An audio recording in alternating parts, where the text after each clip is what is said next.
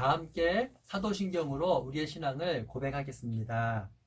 나는 전능하신 아버지 하나님 천주의 창조주를 믿습니다. 나는 그의 유일하신 아들 우리 주 예수 그리스도를 믿습니다. 그는 성령으로 잉태되어 동정녀 마리아에게서 나시고 본디오 빌라도에게 고난을 받아 십자가에 못 박혀 죽으시고 장사된 지 사흘 만에 죽은 자 가운데서 다시 살아나셨으며 하늘에 오르시어 전능하신 아버지 하나님 우편에 앉아 계시다가 거기로부터 살아있는 자와 죽은 자를 심판으로 오십니다. 나는 성령을 믿으며 거룩한 공교회와 성도의 교제와 죄를 용서받는 것과 몸의 부활과 영생을 믿습니다. 아멘. 기도하겠습니다. 사랑하는 하나님 아버지, 오늘 우리에게 주님을 예배할 수 있는 거룩한 주일을 허락해 주셔서 감사와 찬양을 드립니다. 우리의 죄를 위해 십자가에 달리시고 십자가에 달린 지 사흘 만에 부활하신 예수님, 오늘 이 시간에 함께 해주셔서 우리 주님의 말씀에 귀 기울이게 해주시고 또 우리의 마음을 여셔서 주의 말씀을 잘 들을 수 있고 그 들은 바를 삶 속에 행할 수 있도록 인도해 주시옵소서. 예수님의 이름으로 기도했습니다. 아멘. 오늘 하나님께서 우리에게 주신 말씀은 요나서 1장 7에서 10절 말씀입니다. 제가 봉독하겠습니다. 그들이 서로 이르되 자 우리가 제비를 뽑아 이 재앙이 누구로 말미암아 우리에게 임하였나 알아보자 하고 곧 제비를 뽑으니 제비가 요나에게 뽑힌지라. 무리가 그에게 이르되 청하건대 이 재앙이 누구 때문에 우리에게 임하였는가 말하라. 내 생업이 무엇이며 내가 어디서 왔으며 내 나라가 어디며 어느 민족에 속하였느냐 하니 그가 대답하되 나는 히브리 사람이요 바다와 육지를 지으신 하늘의 하나님 여호와를 경외하는 자로라 하고 자기가 여호와의 얼굴을 피함인 줄을 그들에게 말하였으므로 무리가 알고 심히 두려워하여 이르되 내가 어찌하여 그렇게 행하였느냐 하니라. 지난 4월 15일은 국민을 대표하는 국회의원을 뽑는 선거일이었습니다. 선거철이 돌아오면 각 당의 후보자들은 저마다 선심성 공약을 꺼내듭니다. 선거 공약을 조금 자세히 살펴보면 경쟁하는 당 또는 다른 후보자에 대한 비판이 있습니다. 내용은 대충 이렇습니다. 이 당의 과거 이력은 이렇다. 그래서 이 당 또는 이 후보자를 뽑아서는 안 된다. 나는 이 당 또는 이 후보와는 다르게 이러한 일을 하겠다. 그러나 그렇게 비판했던 사람도 국회의원이 되고 권력을 잡으면 과거에 자신이 비판했던 그 사람처럼 행동하는 것을 종종 보게 됩니다. 이러한 모습을 볼 때마다 국민은 자신이 지지했던 사람에 대해서 실망을 하기도 합니다. 우리 주위에 아는 것과 행하는 것이 일치하는 선생님, 어른, 부모가 많아진다면 우리는 지금보다 더 복되고 더 밝은 내일을 기대할 수 있을 것입니다.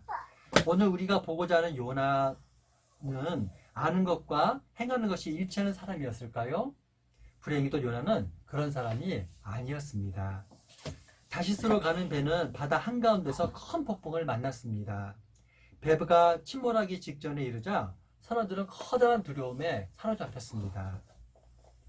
두려움에 사로잡힌 선원들은 각자의 신을 부르며 기도하기 시작했으며 배를 가볍게 하려고 물건들을 바다에 버리기 시작했습니다. 그런데도 물속으로 가라앉은 배를 멈출 수는 없었습니다. 그때 선원들이 마지막으로 취할 수 있는 행동은 재앙의 원인을 알아내는 일이었습니다. 그것이 7절 말씀에 잘 나타나고 있습니다. 그들이 서로 이르되 자 우리가 제비를 뽑아 이 재앙이 누구로 말미암아 우리에게 임하였나 알아보자 하고 곧 제비를 뽑으니 제비가 요나에게 뽑힌지라. 요나서 1장에 등장하는 선원들을 보면 21세기의 현대인보다 지혜로운 면이 있는 것 같습니다. 선원들은 문제가 있다면 분명히 원인도 있을 것이라는 생각을 하기에 이르렀습니다. 선원들은 아수라장이 된 배 안에서 이것저것 방법을 사용해도 소용이 없자 재앙의 원인을 사람에게서 찾기 시작했습니다. 선원들은 문제의 원인이 되는 사람을 찾기 위해 제비를 사용했습니다. 제비뽑기는 고대 근동에서 신의 뜻을 묻기 위해 행하였던 관습이기도 합니다. 당시 제비는 돌 2개를 사용했는데 각각의 돌에는 밝은 면과 또 어두운 면이 있었습니다. 만일 돌을 던져서 어두운 면이 2개 나오면 아니오를, 밝은 면이 2개 나오면 예를, 또 어둡고 밝은 면이 나오면 다시를 의미했습니다. 이렇게 시작된 제비뽑기는 요나의 차례가 되었고, 요나 앞으로 던져진 제비는 밝은 면이 모두 나왔습니다. 배가 침몰하기 직전이었는데도 배 밑에서 코를 골며 깊이 잠들어 있었던 요나에게 제비가 뽑히자 선원들은 많이 놀랐을 것입니다. 그렇다고 해서 폭풍의 원인을 요나에게 돌리기는 너무 가혹한 일이었을까요? 선원들은 더 자세히 알아보고자 요나에게 이것저것 꼬치꼬치 묻기 시작했습니다. 그 말씀이 8절 말씀입니다. 무리가 그에게 이르되 청하건대 이 재앙이 누구 때문에 우리에게 임하였는가 말하라. 내 성읍이 무엇이며 내가 어디서 왔으며 내 나라가 어디며 어느 민족에 속하였느냐 하니, 선원들이 요나에게 던지는 질문은 마치 죄를 범한 사람을 앉혀놓고 경찰이 따져묻는 말과 비슷합니다. 선원들은 8절에서 무려 5개 질문을 던지고 있습니다. 그리고 각 질문은 문제의 핵심을 찌르고 있습니다. 지금까지 우리는 요나서를 읽으면서 하나님과 선원들 그리고 저자의 목소리를 들을 수 있었을 뿐입니다. 그리고 우리가 그토록 듣고 싶었던 요나의 목소리는 이제서야 듣게 됩니다. 그것이 9절 말씀입니다. 그가 대답하되 나는 히브리 사람이요 바다와 육지를 지으신 하늘의 하나님 여호와를 경외하는 자로라 하고, 선원들의 집요한 질문에 요나는 짧게 그러나 분명하게 대답했습니다. 첫 번째로 자신은 히브리 사람이라는 것입니다. 요나서가 쓰여질 당시 히브리 민족은 이집트나 아시리아처럼 강대국이 아니었습니다. 그렇지만 이스라엘 주변 민족들은 이스라엘이 출애굽한 사실을 잘 알고 있었습니다. 출애굽 사건은 이스라엘뿐만 아니라 주변 민족들에게도 하나님의 구원에 대한 강한 인상을 남겨놓았습니다. 두 번째로 요나는 자신이 여호와를 경외하는 사람임을 밝혔습니다. 특히 요나가 언급한 여호와는 바다와 육지를 지으신 하늘의 하나님이십니다. 이런 언급을 통해 요나는 지금 선원들이 경험하는 폭풍이 그 하나님에서 온 것임을 말하고 있습니다. 이로써 폭풍의 원인은 요나 자신이며 폭풍을 일으키시는 분은 하나님이신 것이 분명해졌습니다. 이러한 사실은 선원들을 두려움에 떨게 했습니다. 10절 말씀입니다. 자기가 여호와의 얼굴을 피함인 줄을 그들에게 말하였으므로 무리가 알고 심히 두려워하여 이르되 내가 어찌하여 그렇게 행하였느냐 하니라. 요나의 대답에 대한 선원들의 반응은 심히 두려운 것으로 표현되었습니다. 바다 한가운데서 불현듯 맞이한 폭풍은 선원들에게 죽음을 맞이하는 것과 같은 두려움이었습니다. 그렇지만 그 폭풍이 천지를 지신 하나님에게서 온 것을 안 선원들의 두려움은 폭풍보다 더 커다란 두려움을 안겨주었습니다. 아이러니하게도 선원들이 두려워했을 때 사용된 히브리어 야레는 요나가 자신을 나는 하나님을 경외하는 자라고 소개했을 때 쓰인 단어와 정확히 일치합니다. 이로써 요나서의 저자는 요나의 하나님 경외와 선원들의 하나님 경외를 날카롭게 서로 대조하고 있습니다. 요나는 하나님을 경외했지만 하나님의 얼굴을 피하여 도망갔습니다. 반면 선원들은 하나님이 어떠한 분이신지 알게 되자 두려움에 사로잡혔고 하나님이 원하시는 것은 무엇이든지 행할 준비가 되어 있었습니다. 이제 문제의 원인이 밝혀졌습니다. 이에 선원들은 요나에게 묻습니다. 내가 어찌 그렇게 행하였느냐? 이것은 거의 책망과 같은 말이기도 합니다. 이 말은 곧 이거와 같습니다. 너 어쩌자고 그런 짓을 했어? 라는 말과 같은 것입니다. 세상에서 가장 먼 거리는 어디에서 어디까지일까요?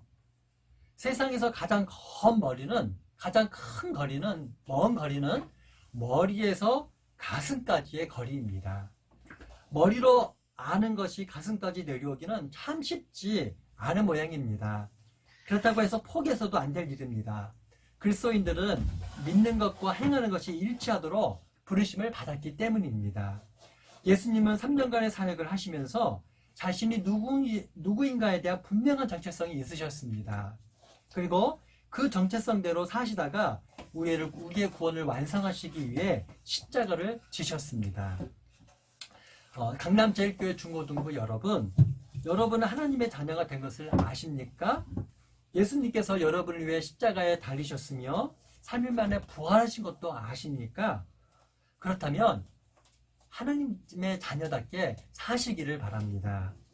성경을 통해 하나님의 말씀을 듣고 들은 말씀을 삶 속에 실천해 보시기를 바랍니다. 그렇게 된다면 우리의 신앙은 매일매일 조금 자라가게 될 것입니다. 그리고 우리 애들을 따라오는 후배들은 우리를 본받고 싶어 할 것입니다. 요나가 선원들의 책망을 받았습니다. 이와 마찬가지로 그리스도인다운 삶을 살아가지 않을 때 세상 사람들은 우리 그리스도인들을 책망하게 될 것입니다. 우리가 이런 사실을 알고 하나님의 말씀을 매일같이 알아가며 그 말씀대로 우리가 행하며 살아갈 때 우리는 세상에서도 반대로 칭찬을 받는 사람들이 되어갈 것입니다. 그렇게 되기를 주님의 이름으로 축원합니다. 기도하겠습니다. 하나님 아버지, 오늘 요나서의 말씀을 통해서 아는 것과 행하는 것이 하나가 되어가야 함을 깨닫게 해주셔서 감사와 찬양을 드립니다. 하나님, 요나가 여호와의 낯을 피하여 도망갔을 때 선원들의 책망을 받게 되었습니다. 내가 어찌하여 그런 일을 행하리라는 말을 듣게 되었습니다. 하나님, 우리들도 하나님 말씀을 잘 듣고 그렇지만 그 들은 것을 우리 삶 속에 행하지 않는다면, 우리가 그리스도인다운 삶을 살지 않는다면 세상의 책망을 받을 수도 있음을 오늘 말씀을 보며 깨닫게 됩니다. 하나님의 자녀다운 삶을 살아갈 수 있도록 인도해 주시옵소서. 이제는 우리 주 예수 그리스도의 은혜와 하나님의 사랑과 성령님의 교통하심이 하나님을 아는 것과 또 그 아는 대로 행하는 것이 하나 되어 가기를 소원하는 우리 강남제일교회 중고등부 학생들 머리머리 위에 지금부터 영원토록 함께 하시기를 주님의 이름으로 축원하옵나이다. 아멘.